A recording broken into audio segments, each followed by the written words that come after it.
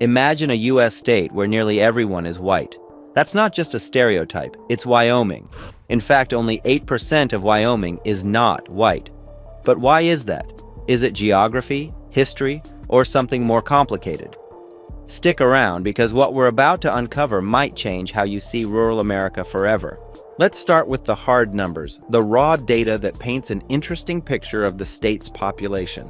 When we say Wyoming is overwhelmingly white, we aren't exaggerating. According to the latest census data, about 92.5% of the state's residents identify as white alone, not Hispanic or Latino. To put that into perspective, the national average for the United States is closer to 59%. That is a massive difference. Wyoming isn't just a little less diverse than the rest of the country, it exists on a completely different demographic plane. So, who makes up the other 8%? Well, about 4% identify as multiracial. After that, the numbers drop off sharply. Native Americans, primarily the Eastern Shoshone and Northern Arapaho of the Wind River Reservation, make up about 2.7% of the population. The Black or African American community constitutes around 1.3%, and the Asian population is less than 1%. These aren't just statistics. They represent a lived reality for nearly 600,000 people. Wyoming also holds the title for the least populated state in the entire nation. With fewer people than many individual cities, its population density is incredibly low, meaning there are few large, concentrated urban centers where diverse communities typically flourish. This demographic snapshot is the what. Now, we need to understand the why. To get to the root of Wyoming's modern demographics, we have to rewind the clock. The story begins in the 19th century with the westward expansion of the United States. The Homestead Act of 1862 was a pivotal moment. It offered up vast tracts of land to settlers, and those who answered the call were overwhelmingly of Northern and Western European descent. They were English, German, Irish, and Scandinavian immigrants and second-generation Americans looking for a new start. These were the people who established the ranches, farms, and small towns that still define much of Wyoming's cultural landscape today. But this land was not empty. It was the ancestral home of numerous Native American tribes, including the Shoshone, Arapaho, Cheyenne, and Crow. The process of settlement was also a process of displacement. Through a series of treaties, conflicts, and forced relocations, Native populations were pushed onto reservations, most notably the Wind River Reservation. This historical trauma established a deep-seated racial dynamic that persists to this day, separating communities and limiting integration. Furthermore, Wyoming missed the major waves of immigration that diversified other parts of America. It never had a major industrial boom like the factories of the Midwest that attracted Southern and Eastern European immigrants. It wasn't a hub for the Great Migration of African Americans leaving the South. And it's geographically distant from the major ports of entry like Ellis Island or the southern border cities that became melting pots. The state's economy was built on industries that historically relied on a less diverse workforce: cattle ranching, coal mining, and later, oil and gas extraction. These industries created a specific economic and social structure, one that didn't have the same pull factors for diverse immigrant groups as, say, the bustling urban economies of New York or California. This unique history laid the foundation for the state's enduring racial homogeneity. The truth was firmly established by geography and economics, but history was the one who set the stage. Living in Wyoming is a challenging experience. It is a place of extremes, with winters that are harsh with high winds and heavy snow, followed by summers that are hot and dry. The terrain is characterized by an abundance of rocky mountains and expansive plains. To be sure, it is beautiful, but not for everyone. It is noticeable how distant it is. Towns might be hours apart, generating a profound sense of isolation that is difficult for people from other places to adjust to. This is due in part to the economy. The mining, oil, agricultural, and tourist industries are the most concentrated in Wyoming's labor market. These are not fields that attract a national and diversified workforce in the same way that the technology or financial industries do.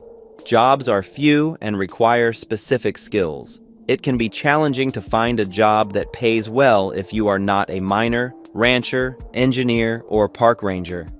The number of significant firms or industries that are able to attract large and varied workforces is relatively low. This results in another consequence, which is the absence of major urban centers. Without metropolitan centers, there is a low probability that cultural enclaves will come into being. Chinatowns and little Havanas are support systems for immigrants that can be found in cities such as Houston and Los Angeles. Neither does Wyoming. Being absent makes it more difficult for members of minority groups to form communities, which in turn reinforces the demographic status quo in the state. This sense of solitude is fueled by geography, famous as it may be. How does it feel to be a person of color living in a state where the majority of the population is white? Well, contrary to popular belief and what may be common in America's large urban areas, race is not really a factor or noticed. Here in working, most people are kind and friendly, and race is not an issue. You're seen as a fellow human and embraced as you are. You may very possibly be one of the only people of your race at the school, workplace, or neighborhood where you live. But is anyone bothered by that? No, things aren't as crazy as they are in New York or LA. Wyoming is known for tight-knit communities where people help one another, regardless of background. Some minorities report feeling welcomed and valued in small towns. Here, character and contributions can matter more than skin color.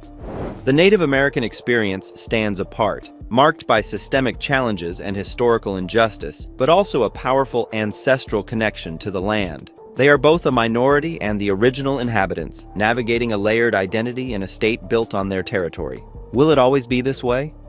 It's hard to say, but the minority population is rising slowly, largely through construction and service jobs tied to tourism and energy.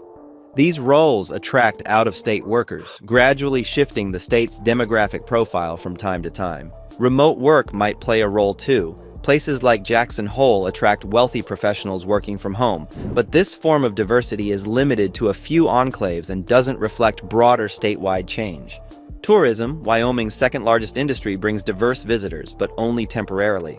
In the end, history, geography, and economics still slow any major change.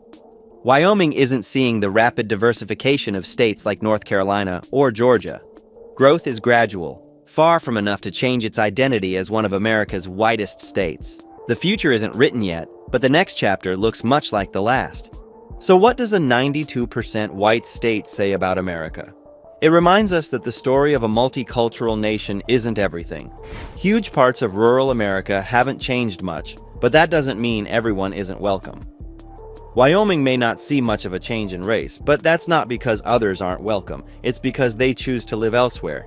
Wyoming is home to many fine Americans, and if you're one of them, it doesn't matter what color your skin is or where you were originally from, as long as you're here to enjoy this great state and make it an even better place to live. National issues like racial justice or immigration can feel distant, not from bigotry, but simply because they don't hit close to home. Wyoming just may have more common sense than you might expect. Now we want to hear from you. Have you ever lived somewhere where you felt like the only one who looked like you? Did you feel out of place or completely normal? And what if you had lived in Wyoming instead? Drop a comment. We read them all. If this made you think differently about rural America, hit subscribe and share it with someone who needs to see it. If Wyoming shocked you, wait until you see this video on the whitest states in America.